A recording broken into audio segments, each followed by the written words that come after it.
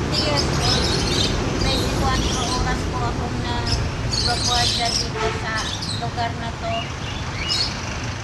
We will meet a lady named Ate Flor and join us as we discover on how she does 2 jobs in 1 day. Let's go! Join us as we go to the home of Ate Flor, just beside the chapel that we saw a while ago. So we will talk to her and get to know her. We are here in the multipurpose hall wherein when there's wake here in the village, it is actually done here. So Ate Flor lives here and she was considered by one of the homeowners to stay here and be a lady guard. Ate Flor? Yes? Tugas po. Dito kayo.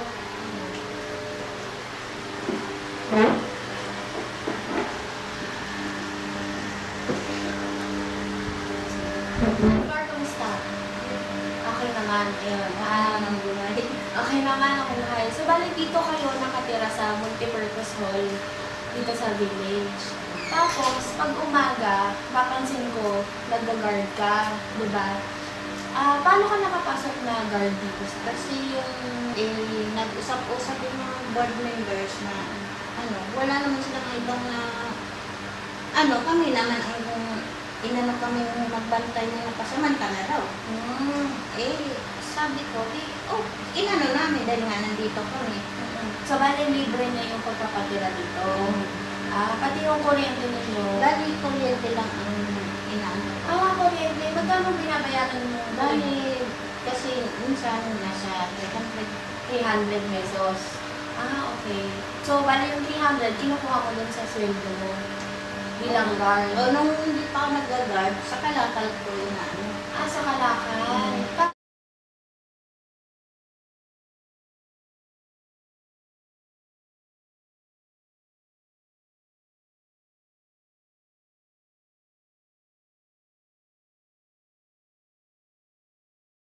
Nakawag ako maglinis, bahay, o punta ka rito ko, nagpapalinis ako sa'yo. Pumupunta ako. So, bale, pumupunta ka din sa mga bahay-bahay para maglinis ng bahay, parang stay out, ganyan. Pagkapon. Okay. So, pag halimbawa nung mag-guard ka natin, magkano yung kinikita mo sa isang buwan? Lamin kasi, nanuhan lang nila kami ng 5,000. Siyempre, kung susumahin ko lang yun sa amin kasi 2,500 lang. 2,500 kinsenas katapusan. Malaki pang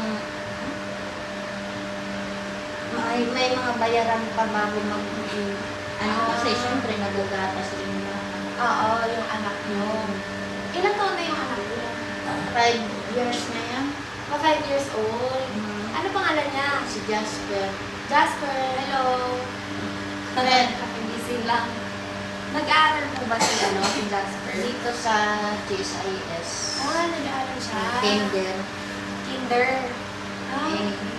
Lumaki naman yan sa katas ng kalakal.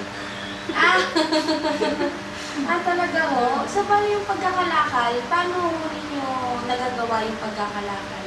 Siyempre, may mga kakilala, mga pag-ibigan. Meron ka ng tawin.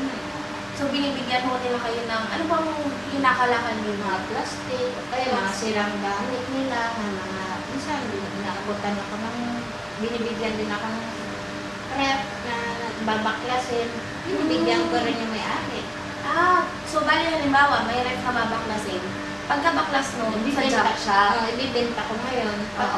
Kung magkano 500 yung kita, minsan, di naabot sa akin, 100.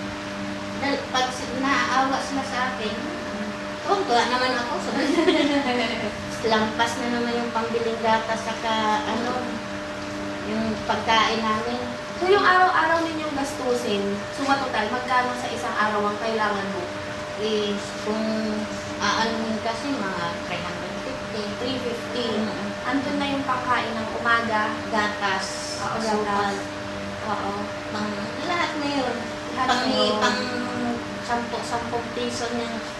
minsan, ayaw mag-ano. Siyempre, wala namang nabibiling 5 piso na ginagay. Ah, okay. So, yun yung pinagagamitan mo ng pera. So, ibig sabihin, pag halimbawa na parang tingin mo humihin na yung kita mo dun sa pag-guard, nangangalakal ka pa din? Pagka-out ko, Pagka-out mo, ano ko rin. diretso ka sa Oo, kalakal. kaya,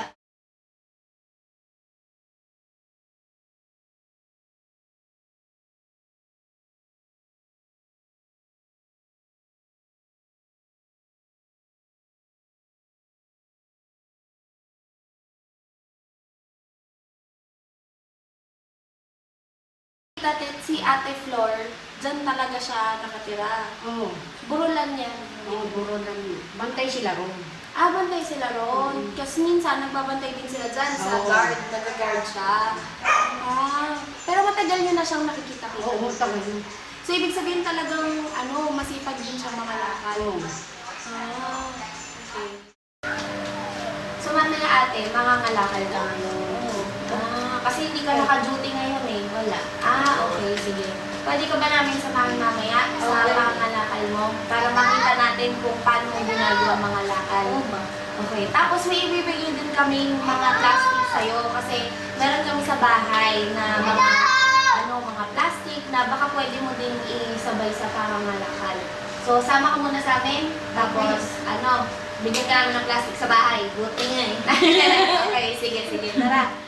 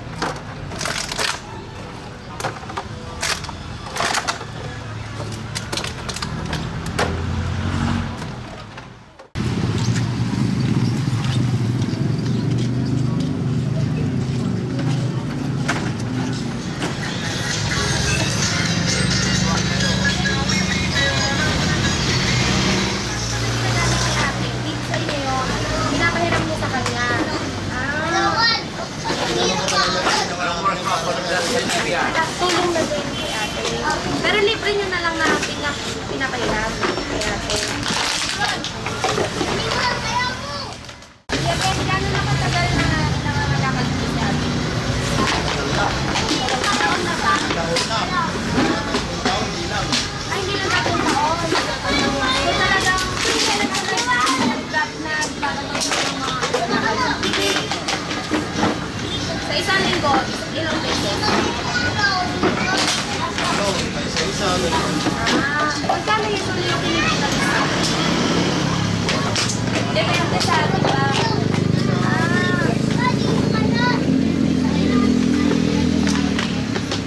So kapag mga ganyan, mga plastic bottle, magkano ang dyan? Bayaran dyan? Kasi mga karton, magkano yung per kilo? 5. Sa pinakamahal,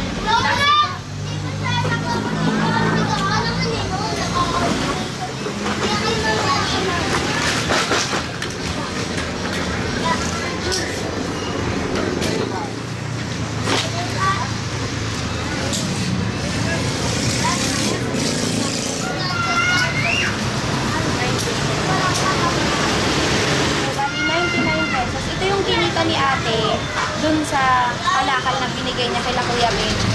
So yung 99, yun yung mawawala mo ito. Ayan na, yun yung 99 pesos ni ate. Yan. Ayan yung kinikita ni ate pag nangangalakal siya. Bukod sa pag-guard niya. Yan yung kinikita.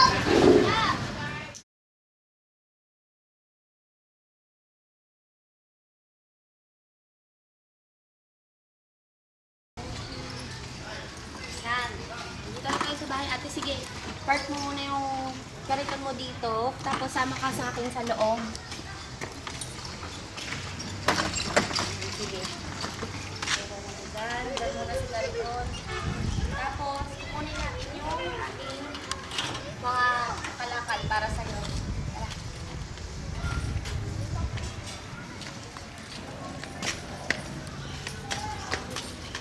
Pambahay niyo sa taas. Hindi, ito lang sa ito. Yun ate. So, bali yung sinasabi kong kalakal sa inyo, ito talaga yon. Ito yung lahat, Ate Flor.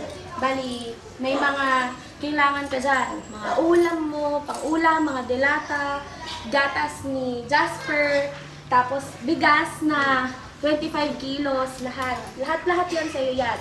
Tapos mamaya bubuksan natin para makita mo lahat.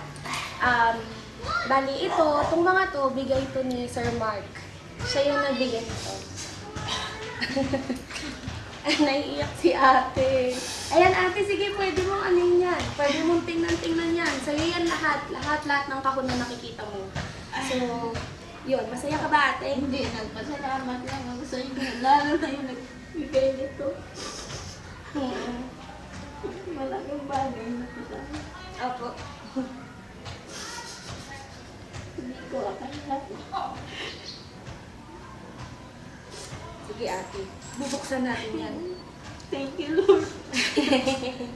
Pero ate, hindi pa yan dyan natatapos. Kasi, meron pa, ano ba yan? Iyak tuloy ako sa'yo ate. Meron pa akong ibibigay sa'yo na magagamit mo din naman. Hindi lang kalakihan, pero magagamit natin yun. Para sa araw-araw mo din gastusin. Yan ate, handa ka na bang buksan ang iyong mga regalo? Sige, go! Buksan mo na yan. Para makita mo. Kita ka.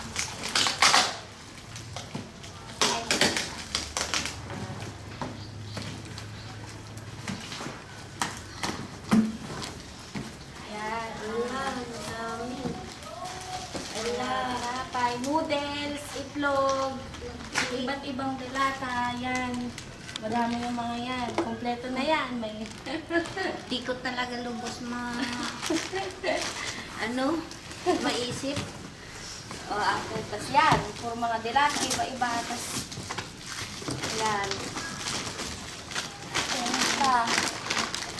Ayan pa. Kape. Again. Yan. Lahat yan natin sa'yo. Ito, para kay Jasper. Oh, ayan, o diba? Meron na siyang may malaki na siyang gatas ate. Ayan. Gatas na yung anak ko. Opo. Hindi ka na ito. Hindi ka na mamimilit ng mga tingi-tingi muna, no? Tagal-tagal yan. Tapos syempre ito, bigas. Yan, 25 kilos yan na bigas. Yan ate, sa'yo yan lahat.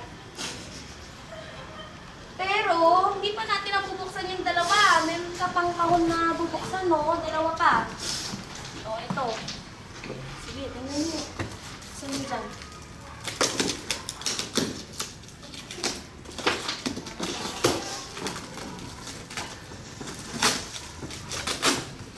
Ano? Ayan, pati mga toyo, suka, mga delata pa, madaming delata. Ketchup, ganda na din. Dito, makut-kutin. Tapos, yung huling kahon mo. Yan, di ba si Jasper Kinder? O, magagamit niya yan. Mga crayons. Ayan, mga pang-school niya. Ruler, glue, lahat. Nandyan yung shampoo mo. Sabong panlaba, toothpaste, panligo. Diba? Ayan. Tapos, syempre, para kahit pa paano may madukot-dukot ka, meron pong pinabibigay si Boss Mark. Ayan. 2,000 pesos ate. Thank you. Okay lang yan ate. Hindi ko kayang suklian. Ay naku ate, okay lang yan. Sinusuklian mo na yan sa pamamagitan ng pagtatrabaho mo. Sipin mo, di ba? Hindi madaling mga lakal, tsaka magbantay. Alam mo yun, maging guard ka, ganyan. Kaya, lahat yan para sa iyo yan, ate. Sa inyo ni Jasper. Thank you talaga sa nagbigay. Oo, ate. So, yun. Yan yung mga regalo namin para sa'yo. Maraming salamat sa nagbigay nito. Hindi ko lubos, hindi ko kayang suklian yung bagay na to kahit nakaka...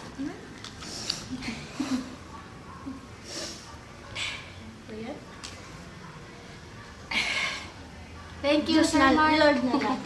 Ang Panginoon na lang ang bahala sa iyo sa nagbigay nito.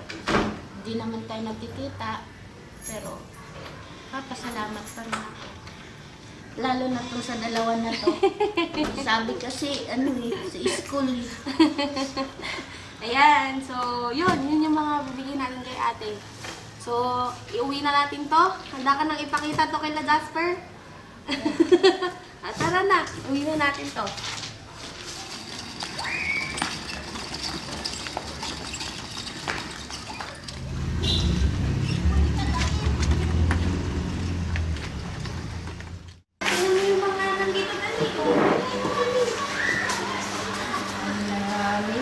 My name milk now. Diba? Gusto mo ba yan? Bigat naman ito. Ang bigat daw. Gusto mo ba yan? O, ito may mga wafer ka, oh. Mga snacks mo. Ay, cereals. Tapos meron ka din doon mga pang-school mo. Yung mga gamit sa school. Ha? Gusto mo ba yun? Ha? O, ayan. Madaming pagkain dyan. Ha? Ano sasabihin mo? Thank you pa. Thank you po. So there you have it, guys. We talked to Ate Flor, helped her in her own little way. It's really heartwarming to witness such an event. So I hope all of you guys were inspired to help and love people. It's the season of giving, it's the season of loving, but always remember that every day can be Christmas. So let's spread love, give it to everyone, and let's all live a happy life. Thank you.